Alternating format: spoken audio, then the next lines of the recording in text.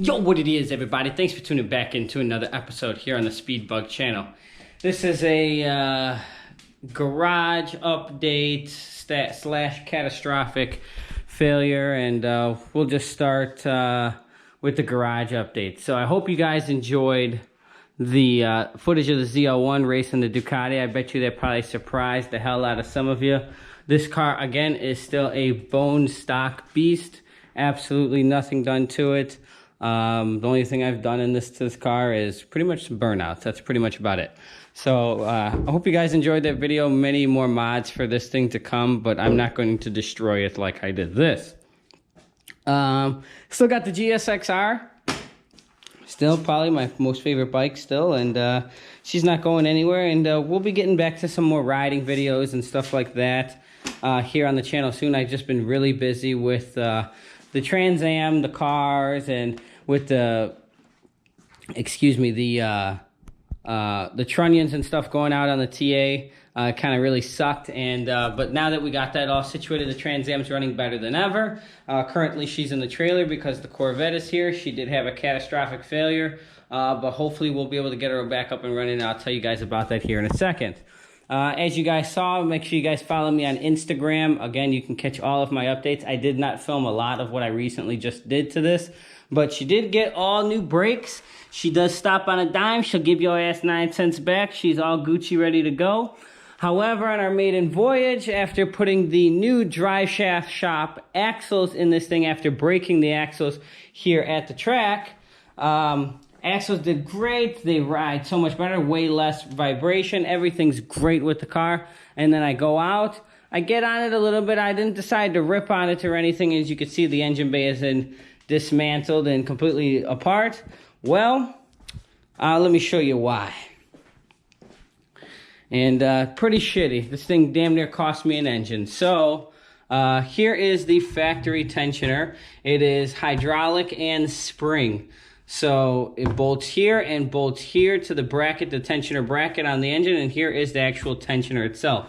For the ones that know anything about how tensioners work and stuff like that, I don't really have to explain it, and I'm not really going to go ahead and explain it all to you. Factory plastic, composite idler pulley, and of course there is a small amount of hydraulic fluid in this cylinder here, as well with a spring. And as this pushes up on the bracket, this is the pivot point. It allows the tension to have, allows the belt to have tension there on the serpentine system. Now, where it is on the serpentine system, this car does have electric power steering, so the crankshaft, of course, drives the alternator and the water pump. And when that decided to let go, as you could see on the tensioner, for whatever reason, the tensioner wasn't holding tension, and it completely ate and destroyed my tensioner. I mean, look at that. And this is kind of like after I've repaired it.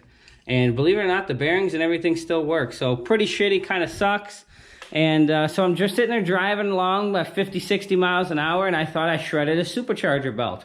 Well, I did shred the supercharger belt, but that's actually not what shredded first. It was the tensioner. And never even decided to look on the other side of the car to make sure that there was a belt there on the alternator and the water pump. And sure as shit, there wasn't. And the car decided to get 220, 230, 240, 50, 60, and I shut it down real quick. Good thing this thing has head studs and stuff in it, so it is aluminum headed, aluminum block, so we should be okay. Yeah, it burped and spit antifreeze and all kinds of shit everywhere, but I let it cool off slowly, and it should be okay to go, and gaskets were sprayed and everything when the engine was put together. But we'll know more when we put this thing back together and put some more coolant in this joker, and hopefully this thing doesn't eat any coolant. If it eats coolant, well then we blew a head gasket or something like that. But I don't think so. I think it was pretty good because these things are torqued down to like 115, 120 foot-pounds through the studs. So this thing is clamped quite a little bit tougher than a factory head. Well, these are not the factory heads either. Just a factory block. The other thing is, obviously with this supercharger and such like that, as you guys know, when you have the forged pistons and rods and everything else, here is the factory thermostat that goes inside the factory thermostat housing. This is the piece that allows it to open and close. There is the spring, and it sits inside of that housing over there. Well, one thing that is the factory spring and the factory thermostat, that thing likes to open up at 195 degrees. This thing already runs a lot hotter than it used to, so we're going to try the old trick and see if taking the thermostat out and will allow the radiator to just pass the fluid as fast as in freely as possible. But hopefully with the thermodynamics and everything like that, the radiator will still cool and the water will still cool everything inside. Meaning, will the radiator be able to absorb the heat and dissipate the heat that the engine is putting out? Sometimes you have to be careful on doing that when you take your thermostat out, because the water will then pass, or the antifreeze will then pass over the radiator and the cores too quickly, and then it can actually not do its job by actually cooling down the engine by the time it makes it back into the engine from the water pump. And if that's the case, I'll keep an eye on it. I'll drive it for a little bit.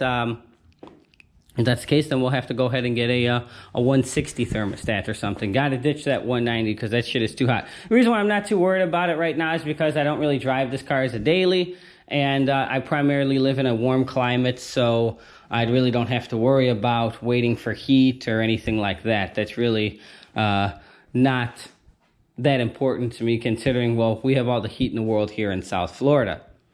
But everything else, the car is great. So we got a new tensioner on the way. We definitely have a new serpentine belt coming. That is coming. Oh, and I forgot one thing. That serpentine belt also drives my air conditioning. Forgot to say.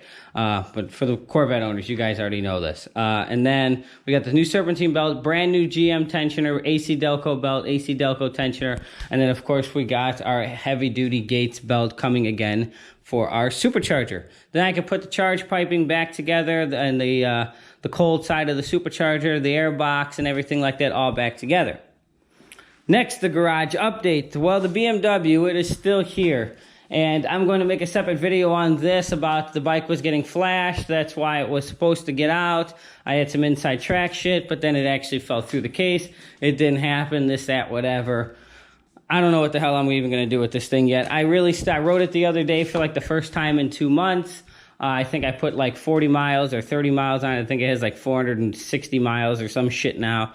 And again, it's just a dog. Yes, I've been contacted. I know a couple of tuning shops that can tune this bike, allegedly, but I'm going to still wait a little bit. But again, the bike is still technically for sale. I guess if someone comes to get it, they can have it. It's really just kind of been sitting here. GSXR 600's here, still perfect. Again, no fucking problems or anything with the Jigsters, man. It's all problems with everything else, Got the Gromski. This is my girl's Grom. That's mine. And thinking of doing the can tune that goes in, believe it or not, for the little Gromski. They got a little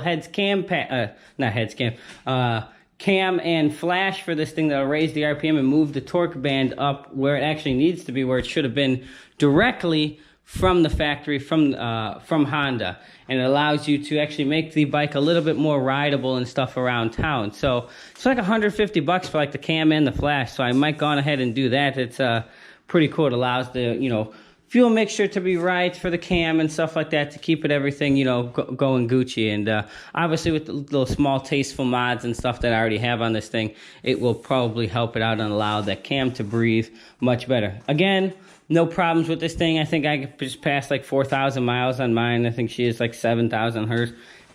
Except like I said, the stock chain we all know from Jump Street. I mean, if you ride it like you got some sense, well then you probably won't need one. But since I kind of beat on mine and all that other jazz, my chain is the only thing that's pretty much gone out. Everything else has pretty much just been routine maintenance, oil changes, and everything like that. So a lot of information and all the vehicles here in the garage. The new Denali, you definitely will have an update on that soon. More stuff with that coming. I probably will not mod that thing crazy. That is my daily. It is my tow pig, and I don't really want things like that to really have any problems because it's a diesel, it's torque, and it makes a lot of heat in the transmission, and I just don't want any freaking problems and stuff like that. So I don't know if I'll be deleting that or anything like that. Maybe an exhaust or, like a Banks intake or something like that. Probably maybe not even a tune.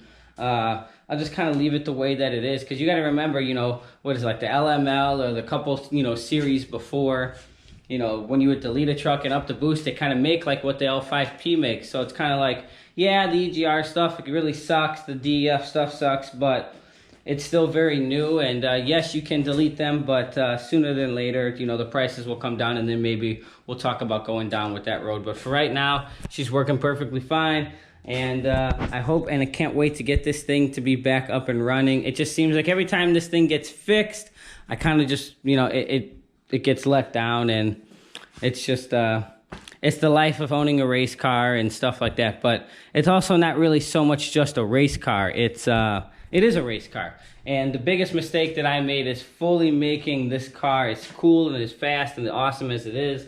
It has all the other features still in it, you know, heated seats, air-conditioned seats, you know, air conditioning, you know, every feature that you can. This is a 3LT car, so that's a lot of extra shit in it. And if I'm going to do it all over again, it's definitely going to have like a tube chassis front end and stuff like that, where I can pick and pull and make quick repairs rather than be so compact, so tight on everything under the hood. And I definitely probably would not, I don't know if I would do it in a C7, probably more a C6 or something like that, or hell, even a Camaro or a Trans Am. Probably more a Camaro or something like that, because it just has a little bit more room, like a 6th gen Camaro over there, but definitely not destroying my ZL1.